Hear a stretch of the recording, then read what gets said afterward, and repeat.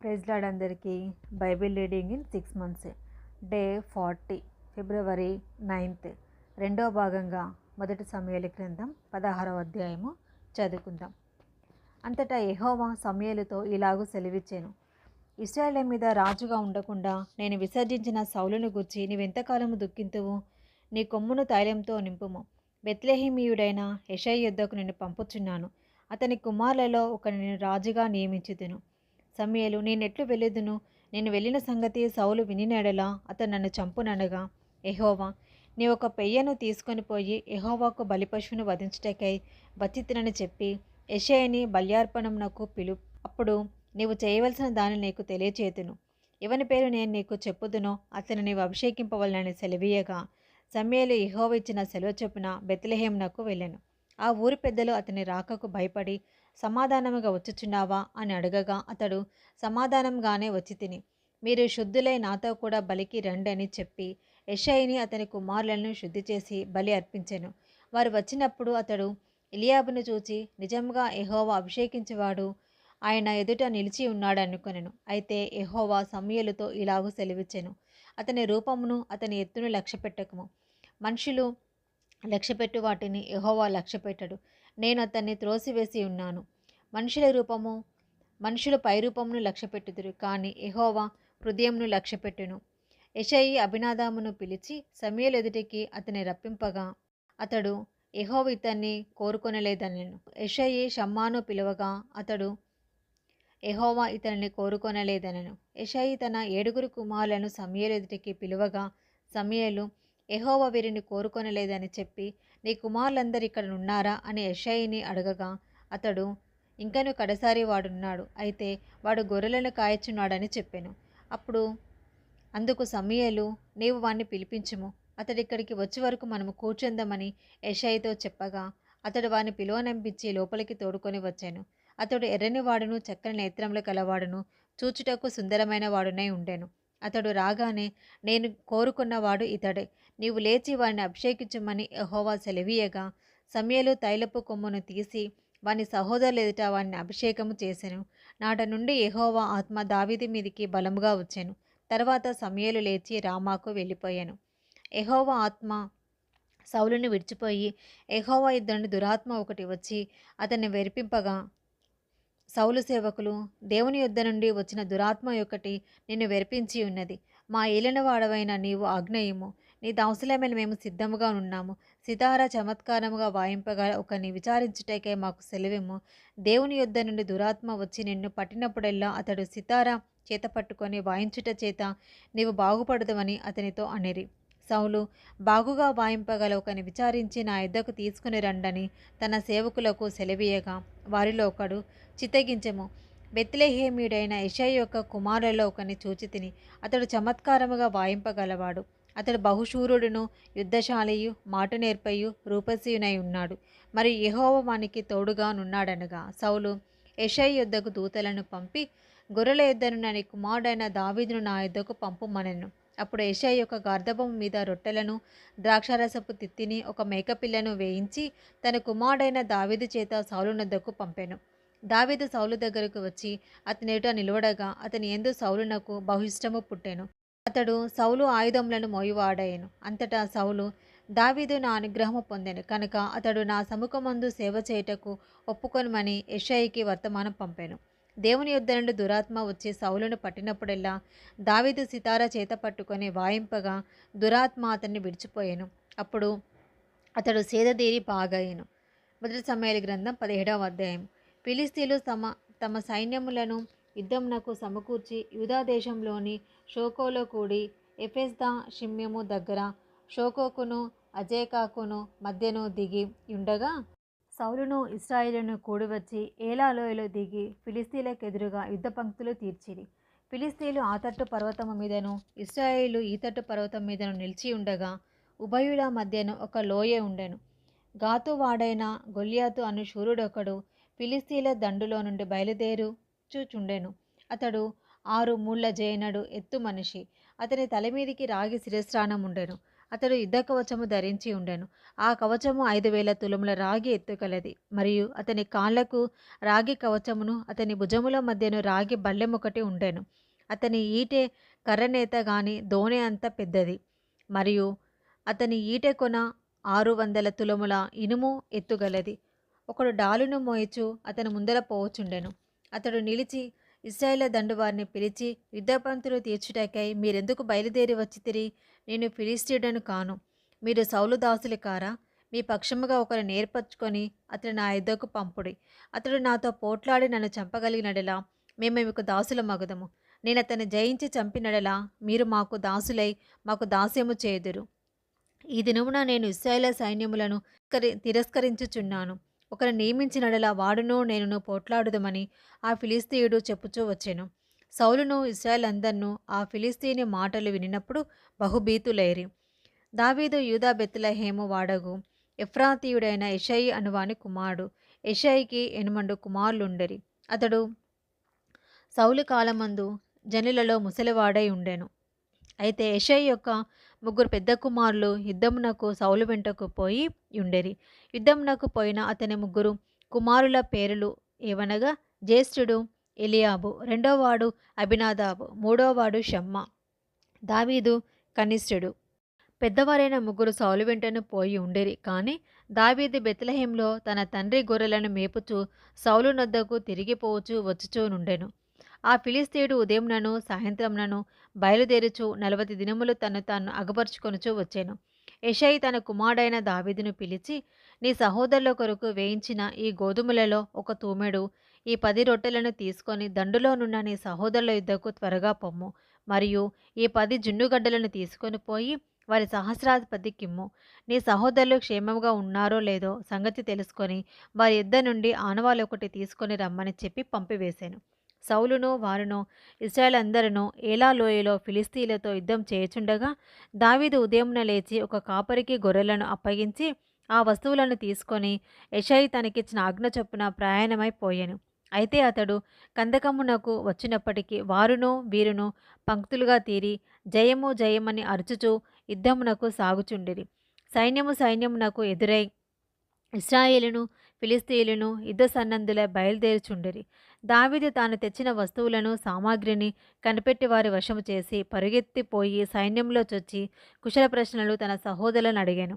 అతడు వారితో మాట్లాడుచుండగా గాతు ఫిలిస్తీయుడైన గొల్యాతు అను శూరుడు ఫిలిస్తీయుల సైన్యంలో నుండి వచ్చి పై చెప్పిన మాటల చొప్పున పలకగా దావీదు వినెను. ఇశ్రాయేలందరూ ఆ మనిషిని చూచి మిక్కిలి భయపడి వానిెదుట నుండి పారిపోగా, ఇశ్రాయేలులో ఒకడు వచ్చుచున్న ఆ మనిషిని చూచితిరే, నిజంగా ఇశ్రాయేలును తిరస్కరించుటకై వాడు బయలుదేరుచున్నాడు. వానిని చంపిన వానికి రాజు బహుగా ఐశ్వర్యము కలగజేసి తమ కుమార్తెనిచ్చి పెండ్లి చేసి వాని తండ్రి ఇంటి వారిని ఇశ్రాయేలులో స్వతంత్రులుగా చేయుననగా, దావీదు జీవం గల దేవుని సైన్యములను తిరస్కరించుటకు ఈ సున్నతి లేని ఫిలిస్తీయుడు ఎంతటివాడు? వాని చంపి ఇశ్రాయేలు నుండి ఈ నింద తొలగించిన వానికి బహుమతి ఏమని తన యుద్ధ నిలిచిన వారిని అడగగా, జనులు వాని చంపిన వానికి ఇట్లిట్లు చేయబడునని అతనికి ఉత్తరమిచ్చిరి. అతడు వారితో మాట్లాడినది అతని పెద్దన్నయ్యగు ఎలియాబునకు వినబడగా, ఎలియాబునకు దావీదు మీద కోపం వచ్చి అతనితో, నీవిక్కడికి ఎందుకు వచ్చితివి? అరణ్యంలోని ఆ చిన్న గొర్రె మందను ఎవరి వశం చేసితివి? నీ గర్వమును నీ హృదయపు చెడుతనమును నేనెరుగుదును. యుద్ధం చూచుటకే కదా నీవు వచ్చితివా నేను. అందుకు దావీదు, నేనేమి చేసి తిని? మాట మాత్రము పలికి తినని చెప్పి అతని యుద్ధ నుండి తిరిగి మనయొక్కనికి ఆ ప్రకారమే అడగగా, జనులు వానికి అదే ప్రకారముగా ప్రత్యుత్తరం ఇచ్చిరి. దావీదు చెప్పిన మాటలు నలుగురికి తెలియగా జనులు ఆ సంగతి సౌలుతో తెలియచెప్పిరి. కనుక అతడు దావీదును పిలువనంపెను. ఈ ఫిలిస్తీయుని బట్టి ఎవరి మనసును కృంగ నిమిత్తం లేదు. మీ దాసుడనైనా నేను వానితో పోట్లాడుదునని దావీదు సౌలుతో అనగా, సౌలు, ఈ ఫిలిస్తీని ఎదుర్కొని వానితో పోట్లాడుటకు నీకు బలము చాలదు. నీవు బాలుడవు. వాడు బాల్యం నుండి యుద్ధాభ్యాసము చేసిన వాడని దావీదుతో అనెను. అందుకు దావీదు సౌలుతో ఇట్లనెను, మీ దాసుడనైన నేను నా తండ్రి యొక్క గొర్రెలను కాయచుండగా సింహమును ఎలుగుబంటియు వచ్చి మందులో నుండి ఒక గొర్రె పిల్లను ఎత్తుకొని పోవచుండగా నేను దాన్ని తరిమి చంపి దాని నోట నుండి నా గొర్రె పిల్లను ఆ గొర్రెను విడిపించి తిని. అది నా మీదికి రాగా దాని గడ్డము పట్టుకొని దానిని కొట్టి చంపి తిని. మీ దాసుడైన నేను ఆ సింహమును ఎలుగుబంటిని చంపితినే, జీవముగల దేవుని సైన్యములను తిరస్కరించిన ఈ సున్నతి లేని ఫిలిస్తీయుడు వాటిలో ఒక దాని వల్లే అగుననియు, సింహము యొక్క బలము నుండి ఎలుగుబంటి యొక్క బలము నుండి నన్ను రక్షించిన యెహోవా ఈ ఫిలిస్తీని చేతిలో నుండి కూడాను నన్ను విడిపించిననియు చెప్పెను. అందుకు సౌలు, పొమ్ము, యెహోవా నీకు తోడుగా నుండునుగాక అని దావీదుతో అనెను. పిమ్మట సౌలు తన యుద్ధ వస్త్రములను దావీదునకు ధరింపచేసి రాగి శిరస్త్రాణం ఒకటి అతనికి కట్టి యుద్ధ కవచము తొడిగించెను.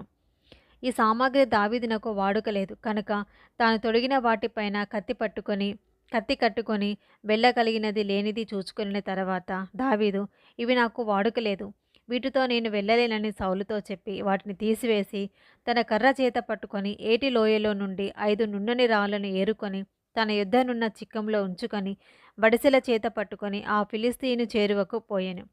డాలు మోయేవాడు తనకు ముందుగా నడవగా ఆ ఫిలిస్తీయుడు బయలుదేరి దావీదు దగ్గరకు వచ్చి చుట్టూ పారచూచి దావీదును కనుగొని అతడు బాలుడై ఎర్రనివాడును రూపసి అయి ఉండుట చూచి అతని తృణీకరించెను. ఫిలిస్తీయుడు, కర్ర తీసుకొని నీవు నా మీదికి వచ్చుచున్నావే, నేను కుక్కనా అని దావీదుతో చెప్పి తన దేవతల పేరిట దావీదును శపించెను.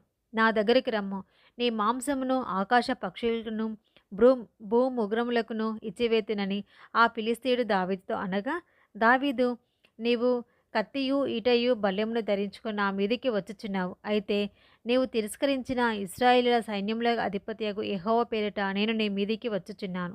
ఈ దినమున యెహోవా నిన్ను నా చేతికి అప్పగించును. నేను నీ చంపి నీ తల తెగ నరికి వేతును. ఇశ్రాయేలులో దేవుడొకడున్నాడని లోకనివాసులందరూ తెలుసుకున్నట్లు నేను ఈ దినమున ఫిలిస్తీయుల యొక్క కళేబరములను ఆకాశ పక్షులకును భూమృగములకును ఇత్తును. అప్పుడు యెహోవా కత్తి చేతను ఈట చేతను రక్షించువాడు కాడని ఈ దండు వారందరూ తెలుసుకొందరు. యుద్ధము యెహోవాదే, ఆయన మిమ్మును మా చేతికి అప్పగించునని చెప్పాను. ఆ ఫిలిస్తీయుడు లేచి దావీదును కలియుటకై అతనికి ఎదురుగా పోగా దావీదు వానిని ఎదుర్కొనుటకు సైన్యము తట్టు త్వరగా పరిగెత్తిపోయి తన సంచిలోని చెయ్యి వేసి అందులో నుండి రాయి ఒకటి తీసి వడిసెలతో విసిరి ఆ ఫిలిస్తీయుని నుదుట కొట్టాను. ఆ రాయి వాని నుదురు చొచ్చినందున వాడు నేలను బోర్లపడెను.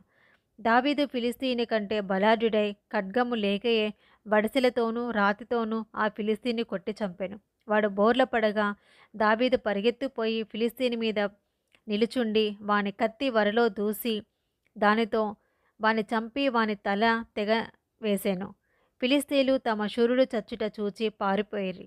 అప్పుడు ఇశ్రాయేలు వారును యూదావారును లేచి జయము జయమని అరచుచు లోయ వరకును షరాయిము ఎక్రోను వరకును ఫిలిస్తీయులను తరమగా ఫిలిస్తీయులు హతులై షరాయిము ఎక్రోను మార్గమున గాతు ఎక్రోను అనే పట్టణంల వరకు కూలిరి. అప్పుడు ఇశ్రాయేలు ఫిలిస్తీయులను తరుముట మాని తిరిగి వచ్చి వారి డేరాలను దోచుకొనిరి. అయితే దావీదు ఆ ఫిలిస్తీయుని ఆయుధములను తన డేరాలో ఉంచుకొని అతని తలను తీసుకొని యెరూషలేమునకు వచ్చాను. సౌలు దావీదు ఫిలిస్తీనికి ఎదురుగా పోవుట చూచినప్పుడు తన సైన్యాధిపతి అయిన అబ్నేరును పిలిచి, అబ్నేరు, ఈ యవనుడు ఎవని కుమారుడని అడగగా అబ్నేరు, రాజా, నీ ప్రాణం తోడు నాకు తెలియదనెను. అందుకు రాజు, ఈ పడుచువాడు ఎవని కుమారుడో అడిగి తెలుసుకోమని అతనికి ఆజ్ఞ ఇచ్చాను. దావీదు ఫిలిస్తీయులను చంపి తిరిగి వచ్చినప్పుడు అబ్నేరు అతని పిలుచుకొని పోయి ఫిలిస్తీని తల చేతనుండగా అతని సౌలు దగ్గరకు తోడుకొని వచ్చాను. సౌలు అతనిని చూచి, చిన్నవాడా, నీవెవని కుమారుడవని అడగగా దావీదు, నేను బెత్లెహేమీయుడైన యెషయి అను నీ దాసుని కుమారుడని ప్రత్యుత్తరం ఇచ్చాను. 1 సమూయేలు గ్రంథం 18వ అధ్యాయము. దావీదు సౌలుతో మాట్లాడుట చాలించినప్పుడు యోనాతాను హృదయము దావీదు హృదయంతో కలిసిపోయాను. యోనాతాను దావీదును తన ప్రాణ స్నేహితుడిగా భావించుకొని అతన్ని ప్రేమించాను. ఆ దినమున అతని తండ్రి ఇంటికి తిరిగి అతని వెళ్ళనీయక సౌలు అతన్ని చేర్చుకొనెను. దావీదు తనకు ప్రాణ స్నేహితుడిని భావించుకొనిన అతనిని ప్రేమించుచు యోనాతాను అతనితో నిబంధన చేసుకొనెను. మరియు యోనాతాను తన దుప్పటిని, తన కత్తిని, తన విల్లును, నడికట్టును తీసి దావీదునకిచ్చెను. దావీదు సౌలు తనను పంపిన చోటుకెళ్ళను పోయి సుబుద్ధి కలిగి పని చేసుకొని వచ్చెను. కనుక సౌలు యోధుల మీద అతనిని నియమించెను. జనులందరి దృష్టికి, సౌలు సేవకుల దృష్టికి దావీదు అనుకూలుడై ఉండెను. దావీదు ఫిలిస్తీని హతం చేసి తిరిగి వచ్చినప్పుడు ఈ స్త్రీలు ఇశ్రాయేళ్ల ఊళ్ళన్నిటిలో నుండి తంబురతోనూ సంభ్రముతోనూ వాద్యములతోనూ పాడుచు నాట్యమాడుచు రాజైన సౌలును ఎదుర్కొనుటకై వచ్చిరి. ఆ స్త్రీలు గాన ప్రతిగానములు చేయుచు వాయించుచు సౌలు వేల కొలదియు దావీదు 10,000 కొలదియు శత్రువులను హతం చేసిరనిరి. ఆ మాటలు సౌలునకు ఇంపుగా ఉండనందున అతడు బహుకోపము తెచ్చుకొని, వారు దావీదునకు 10,000 కొలది అనియు నాకు వేల కొలది అనియు స్తుతులు పాడిరే, రాజ్యము తప్ప మరి ఏమి అతడు తీసుకొనగలడు అనుకొనెను. కాబట్టి నాటి నుండి సౌలు దావీదు మీద విషపు చూపు నిలిపెను. మరునాడు దేవుని యొద్ద నుండి దురాత్మ సౌలు మీదికి బలముగా వచ్చినందున అతడు ఇంటిలో ప్రవచించుచుండగా దావీదు మునుపటిలాగున వీణ చేత పట్టుకొని వాయించెను. ఒకప్పుడు సౌలు చేతిలో ఒక ఈట ఉండగా ఆ ఈటను విసిరెను. అయితే అది తగలకుండా దావీదు 2 మార్లు తప్పించుకొనెను. యెహోవా తనను విడిచి దావీదునకు తోడయుండుట చూచి సౌలు దావీదునకు భయపడెను. కాబట్టి సౌలు అతని తన యొద్ద నుండనీయక సహస్రాధిపతిగా చేసెను. అతడు జనులకు ముందుగా వచ్చుచూ పోవచ్చు నుండెను.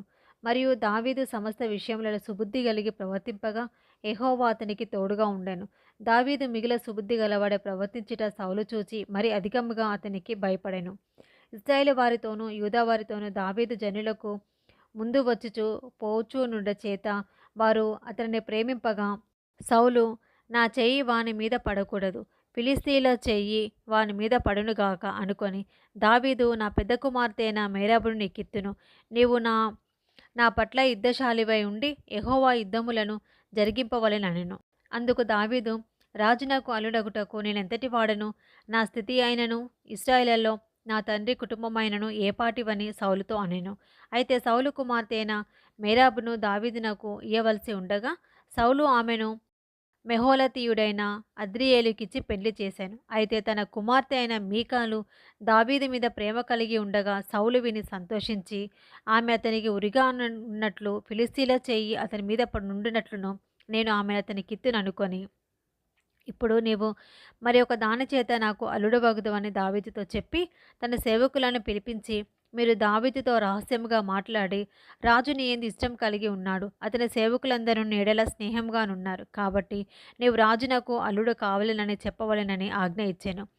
సౌలు సేవకులు ఆ మాటను బట్టి దావీదుతో సంభాషింపగా దావీదు నేను దరిద్రుడనై ఎన్నికలేని వాడనై ఉండగా రాజునకు అల్లుడగుటకు స్వల్ప విషయమైనని మీకు తోచునా అని వారితో అనగా సౌలు సేవకులు దావీదు పలికిన మాటలు అతనికి తెలియచేసిరి. అందుకు సౌలు ఫిలిస్తీన్ల చేత దావీదును పడగొట్టవలెనన్న తాత్పర్యము గలవాడై రాజు ఓలిని కోరక రాజు శత్రువుల మీద పగ తీర్చుకునవలెనని ఫిలిస్తీన్ల నూరు ముందోలు కోరుచున్నాడని దావీదుతో చెప్పుడనెను. సౌలు సేవకులు ఆ మాటలు దావీదునకు తెలియచేయగా తాను రాజునకు అల్లుడు కావలెనన్న కోరిక గలవాడై గడువు దాటక మునిపే లేచి తన వారితో పోయి ఫిలిస్తీన్లలో 200 మందిని హతము చేసి వారి ముందోళ్లు తీసుకొని వచ్చి రాజునకు అల్లుడగుటకే కావలసిన లెక్క పూర్తి చేసి అప్పగింపగా సౌలు తన కుమార్తె అయిన మీకాలును అతనికిచ్చి పెళ్లి చేశాను.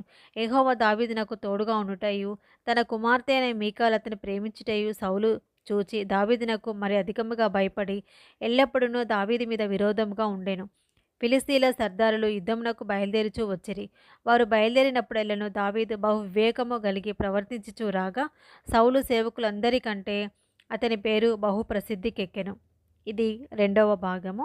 Praise lord.